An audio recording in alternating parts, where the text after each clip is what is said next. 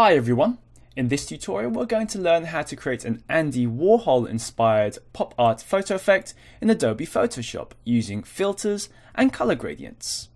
So let's get started by using a photographic image that you want to create. You can use your own photo or a stock photo downloaded from the internet.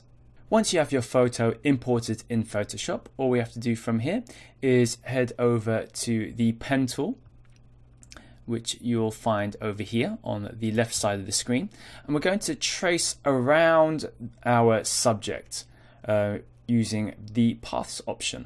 Now this process may take a little bit of time, so I'm going to just fast forward the video just a little bit here so you can see the process of using the pen tool and how I've traced the subject.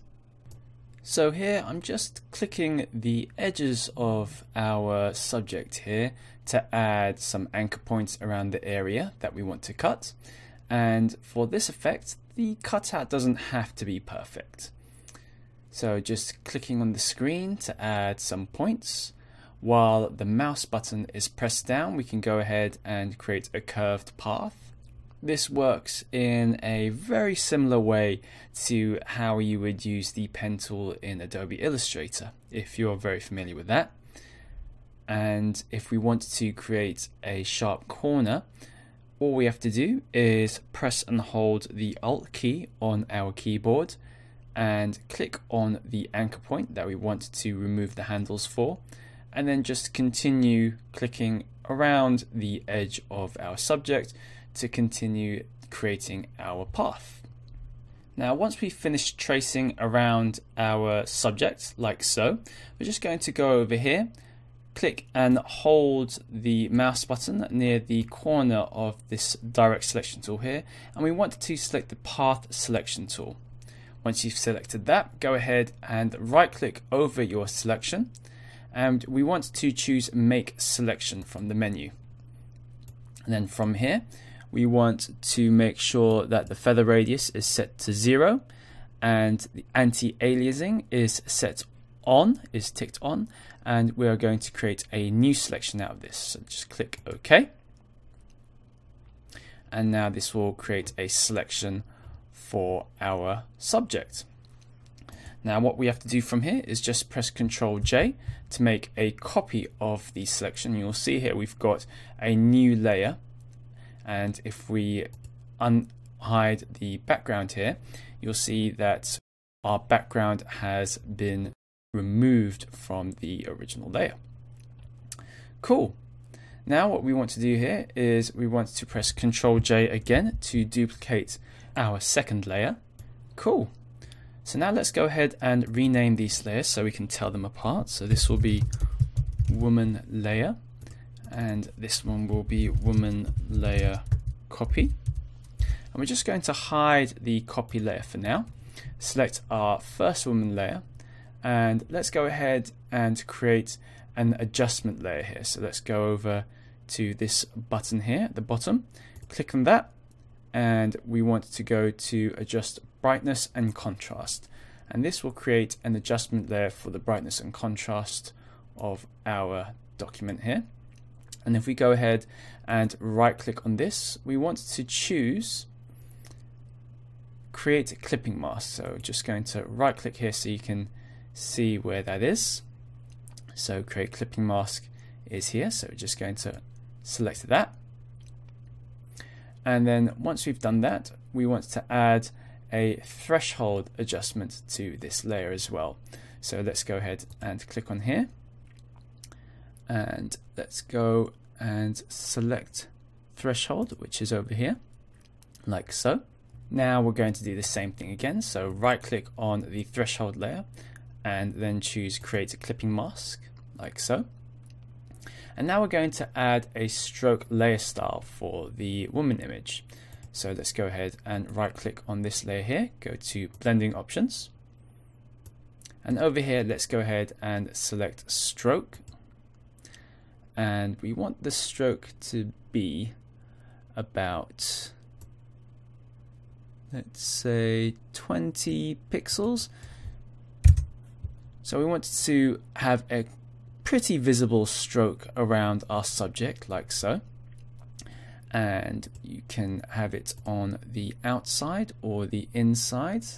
Let's keep it at the center, and make sure that the color for this is set to pure black for the border, and then click OK.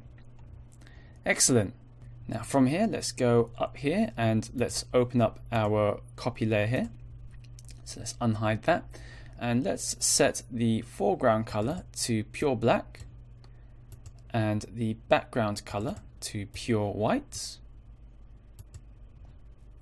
And now from here, let's go to filter, and we want to choose filter gallery from the menu, and then we want to choose photocopy. And let's sort of zoom out here a little bit so we can see the results of our effect. So you can see here, once we've chosen photocopy, what our layer will look like. And we want to just add a little bit more detail to our image. So let's bring up the detail here, like so. So we want to add some of these nice dark lines for our subject.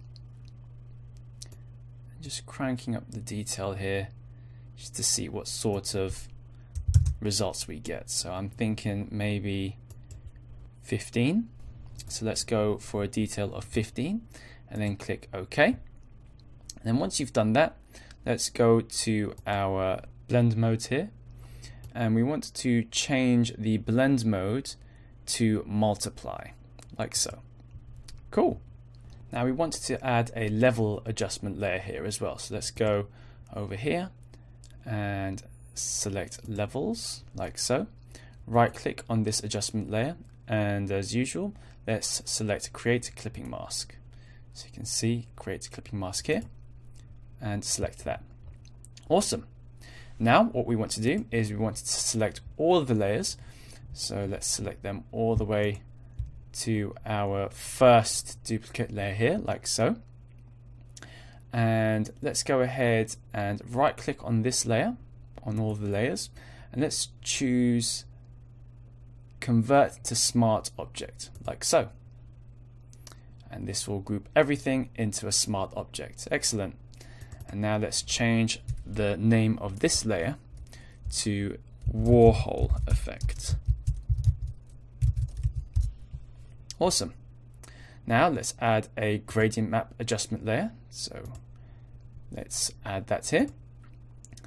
And from here, let's right click and choose create clipping mask again. And for the colors of this gradient map, we want to choose any sort of color that you like. So for this example here, we're just going to choose two colors.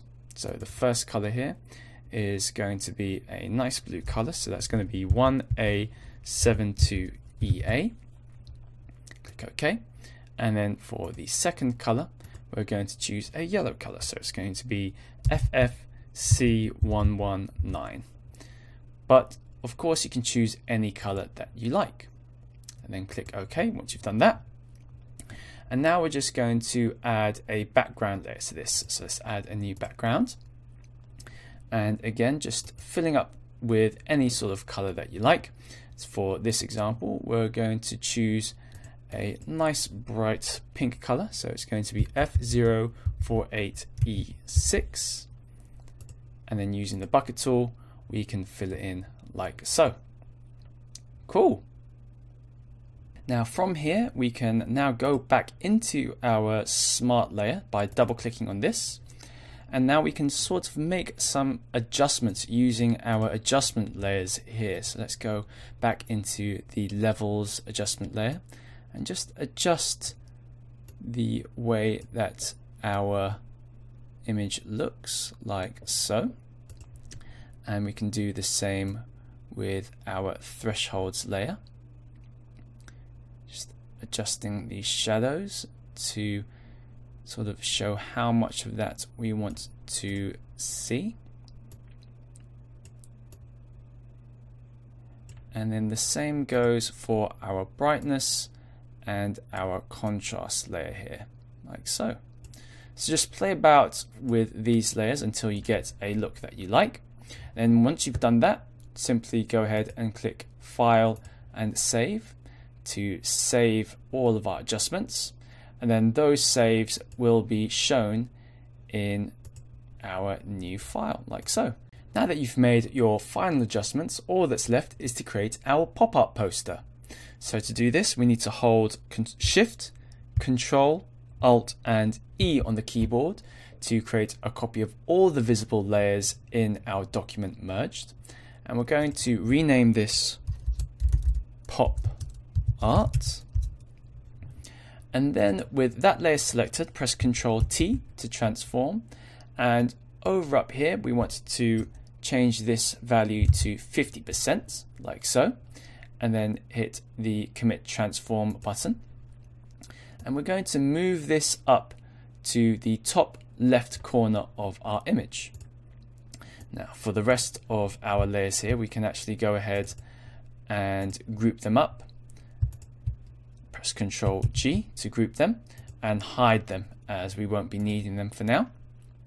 So now let's go ahead and move this to the top left corner, and let's go ahead and duplicate this layer. So let's right click and duplicate this, and then let's name this Pop Art 02, and then using the move tool, let's move this to the other corner of our document, like so.